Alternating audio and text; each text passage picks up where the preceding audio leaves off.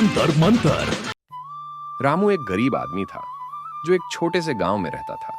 उसकी पत्नी का नाम सरिता था और उनकी एक ही बेटी थी जिसका नाम सुमन था। रामू ने अपने मेहनत और ईमानदारी से अपने परिवार को पालन पोषण किया करता था। अपना घर चलाने के लिए वह गायों का पालन पोषण करता रामू हमेशा गायों को एक पेड़ के पास चराने ले जाता था। वह पेड़ बहुत घना और छायादार था जिसके नीचे जानवर आराम से बैठते और हरी हरी घास चरते। रामू को अपने गायों से बहुत लगाव था और वह उनका अच्छे से ध्यान रखता था। वह रोज सुबह सुबह अपने गायों को लेकर निकल पड़ता और उन्हें दिन भर खुली हवा में चराता। वह पेड़ रामू और उसके गायों के लिए एक तरह का ठिकाना बन गया था।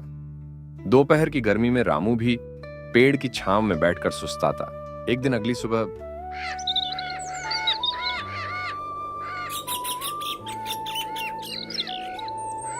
सुनो जी, घर में सब राशन खत्म हुआ है और सुमन की स्कूल की परीक्षा फी भरनी है।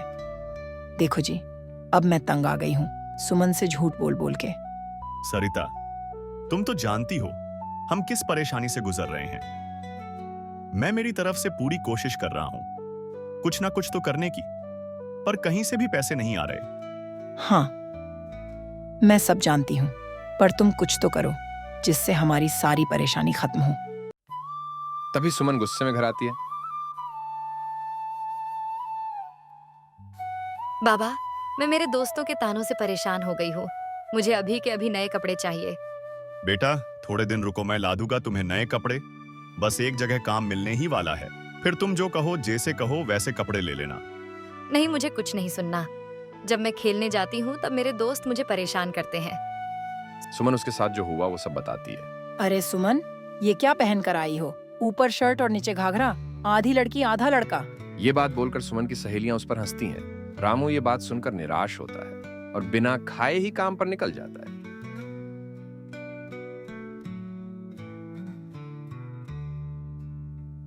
रामू हमेशा की तरह उस दिन भी अपनी गायों को चराने के लिए पेड़ के पास ले गया, लेकिन जैसे ही वह वहां पहुंचा उसने देखा कि एक लकड़हारा कुल्हाड़ी लेकर उसी पेड़ को काटने की तैयारी में था।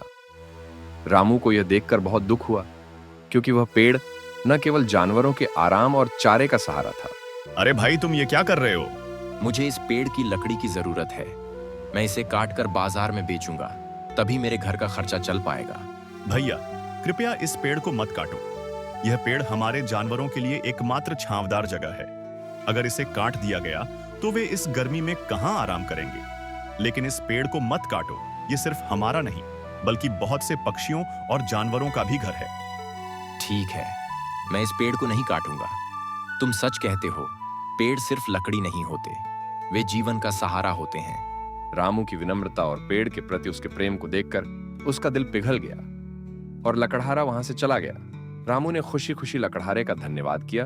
तभी अचानक एक तेज चमक पेड़ पर होने लगी। वह चमक इतनी तेज थी कि पूरे जंगल में उसकी रोशनी फैल गई। रामू ने चौंक कर देखा कि पेड़ के तने में से एक अद्भुत आवाज आ रही थी। पेड़ ने धीरे से बोलना शुरू किया। रामू, तुमने मेरी जान बचाई है। रामू हड़बड़ाते हुए बोला, पेड़, तुम बोल रहे हो? कैसे? हाँ रामू, मैं एक प्राचीन वृक्ष हूं। अब मैं तुम्हें आशीर्वाद दूंगा। तुमने जो किया वह बहुत विशेष था। तुमने बिना किसी स्वार्थ के मेरी मदद की और अब मैं तुम्हारी मदद करूंगा। रामू, तुम्हारी अच्छाई और साहस के लिए मैं तुम्हें एक चमत्कारी छड़ी देता हूं।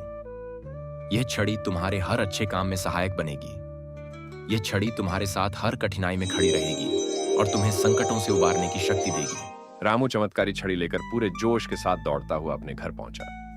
रामू ने छड़ी की शक्ति से पहले अपने पुराने घर को सुधारा और उसी पेड़ के पास एक छोटा सा सुंदर मकान बनवाया। उसने अपनी पत्नी और बेटी सुमन के लिए अच्छे कपड़े और आभूषण भी खरीदे। सुमन को रंग बिरंगे कपड़े भी दिए। अब रामू अपनी पत्नी और बेटी के साथ खुशी खुशी जीवन बिता रहा था।